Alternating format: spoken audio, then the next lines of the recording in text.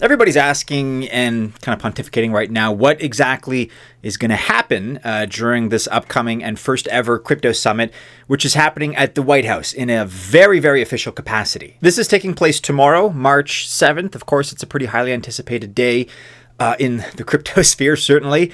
The question sort of is, what is this going to bring about? What is this going to result in? Is this a buy the rumor, sell the news kind of event, or are we going to see something more concrete, hopefully more groundbreaking? If we consider the guest list right now, it's certainly pretty powerful and interesting, at least according to me. We have the likes of Michael Saylor, Brad Garlinghouse, Brian Armstrong, David Sachs, and others attending.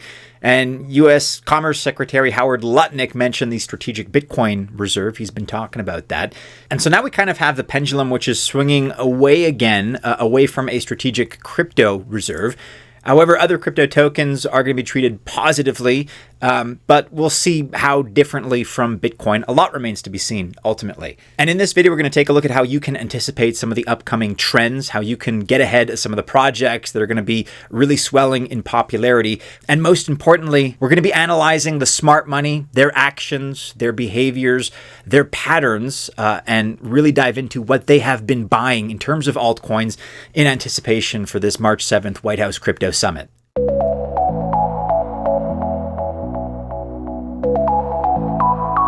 Welcome to the channel. My name is Maddie and this is Altcoin Buzz. All the best of luck if you choose to invest, okay? I genuinely wish you very, very well. But I'm not a financial or investment advisor, and this video is not official financial or investment advice. So let me say first and foremost, without a doubt, this is the White House's first ever crypto summit.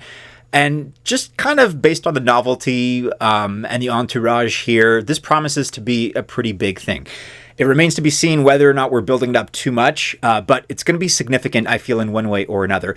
And as already mentioned, Lutnick, that's the Commerce Secretary, he mentioned the announcement of a likely strategic Bitcoin reserve. That seems to be how most people are interpreting what he said. Now, there are all kinds of made in the USA altcoins, and they have their corresponding coin maxis, right? They want to see their project make it into a broader strategic crypto reserve. So that's an SCR, a strategic crypto reserve, as opposed to a strategic Bitcoin reserve, SBR. But most others right now will agree and will tell you that a strategic Bitcoin reserve, an SBR, makes more sense. And with regard to his opinion on Bitcoin, Lutnick has also mentioned that the working group may look upon other crypto assets, so altcoins, quote, differently, but positively. And so Coinbase CEO Brian Armstrong is in favor of an SBR, strictly Bitcoin, whereas we have Ripple's Brad Garlinghouse and Cardano's Charles Hoskinson, who, probably no surprise here, prefer a strategic crypto reserve, an SCR. Both sides are going to be attending the summit, and there's going to be, I'm sure, some lively discussion. You're going to see lobbying, and you're going to see incentives that in some instances are going to be opposed to each other, but it's going to be interesting. The discussion is going to be healthy, certainly. A little bit of an aside here, but an interesting observation. The person who was very aggressively shorting BTC with 50x leverage changed their name to March 7th. Make of that what you will. And if we assume there's no such thing as coincidence, does this person know something that we don't? Look, the summit raises questions like these. I don't have a crystal ball. I cannot read tea leaves, so we're just going to have to wait until tomorrow to really find out what the summit, first of all, is all about, and what it will achieve or what it plans to achieve down the road.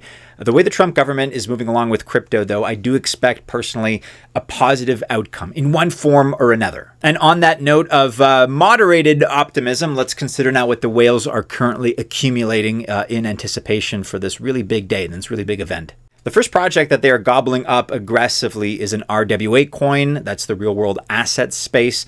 And it's ONDO Finance, ticker ONDO. There has certainly been some short-term excitement when it comes to ONDO. It's up as I record over 11% on the day at a current price of $1.14. And, you know, honestly, ahead of this kind of event at the White House, it is expected that tokens, specifically in Trump's World Liberty Financial's portfolio, it's expected that those would pump. Most of them did, actually. Besides ONDO, O-N-D-O, besides this uptick, we've also seen Chainlink, that's up by about 10%, and Move, M-O-V-E, up by about 20%. The other coins in that portfolio are also up a little bit more modestly. Just going forward in general, keep an eye on these projects because WLFI did not buy them with the anticipation to lose money, right? That's not part of Trump's nature. For a more detailed deep dive into ONDO Finance, check out this video that we put out recently. Just keep in mind really that RWA is a booming sector within cryptocurrency, outside of cryptocurrency, but certainly the convergence, that space where we overlap, I guess, the two sectors overlap in that Venn diagram is going to be really, really appealing moving forward. And this confidence that everybody is exhibiting in terms of RWA shows in this whale here. He presumably sold all his Pepe and Beam with a $14 million loss. And then instead he bought, for the first time, ONDO, O-N-D-O, 5.35 million ONDO, which was the equivalent at the time of purchase to about $6.26 million. And keep in mind, as we talked about yesterday, we have Larry Fink, none other than BlackRock's CEO, who has very publicly predicted that real-world assets is going to represent a $30 trillion market by 2030. To frame that a little bit differently and for context, that's 5 years away, and we're closer right now to about $35 billion. So approximately, what he's saying is that we're going to see a 1,000x in terms of this market in 5 years from where we are right now. And ONDO Finance is one of the key players in this market. It's a leader in the RWA crypto space. And even though it's up on the day, we're still looking at a pretty good entry point if you consider how massive that potential is. We've got to include this one on our list here. At number 2, we have Cardano that we're considering. ADA, it cannot be left out of this discussion. Of course, it is a made in the USA coin, a very prominent one. Probably one of the highest ranking ones, and as measured by market cap, it's also pretty sizable. Charles Hoskinson, of course, is well connected with the Trump administration.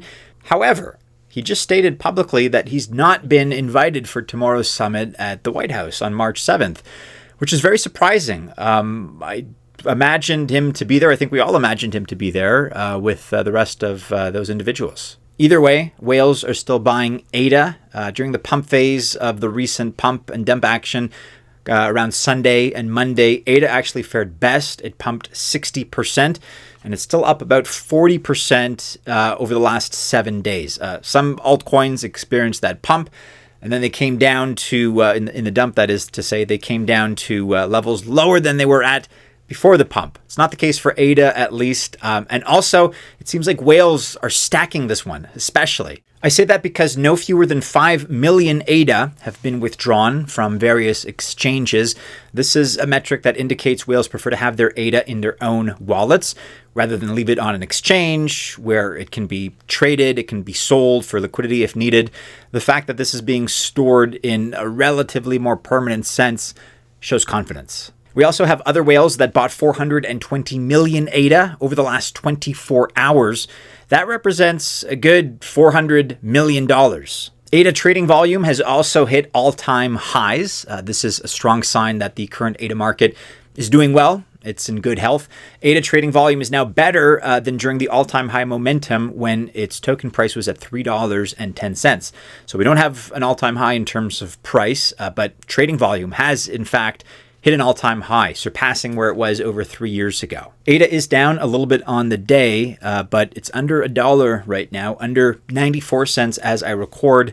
This is another good entry point in my book. As a friendly reminder, if you're looking to buy one or all or any of today's coins that we're discussing in this video, check out BYDFI. It's one of the easiest places to find all the coins that we talk about on a regular basis. You can trade spot markets without any KYC, so there is no know your customer. You can check out the link in the description of this video. Give BYDFI a try. And if you use that link, because of this ongoing cross promotion that we have, Altcoin Buzz and BYDFI, if you use that link, you're going to get some bonuses for opening a new account. So check it out. Okay, not too surprisingly, last but not least here on this list, we got to talk about Ripple and XRP. We have Brad Garlinghouse, of course, the CEO of Ripple. He's attending the summit tomorrow.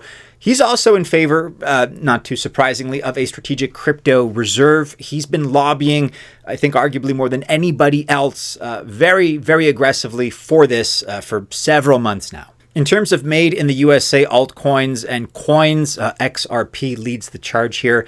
XRP's price action has been pretty positive actually over a medium length of time since November, in fact, of last year. It actually got pretty close to its all-time high. That was set 7 years ago, $3.40. It looked at one point like it was going to make a run to surpass that previously set all-time high, but hasn't quite gathered sufficient momentum yet.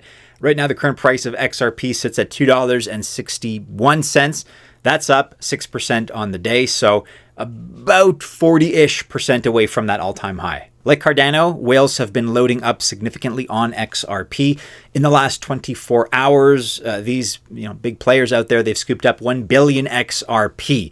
That represents a couple of $1 billion, of course, simple math. And then as shown here, another one just picked up 95.25 million XRP from OKX with no less than 237.2 million US dollars. And of course, we also have to consider that XRP and Ripple had the wind in their sails once that whole SEC lawsuit situation was dropped. That was very positive for the project and for the token as well, especially for the token, really, because ever since it's been performing very, very nicely. But that being said, there is also criticism that exists out there against Ripple and XRP.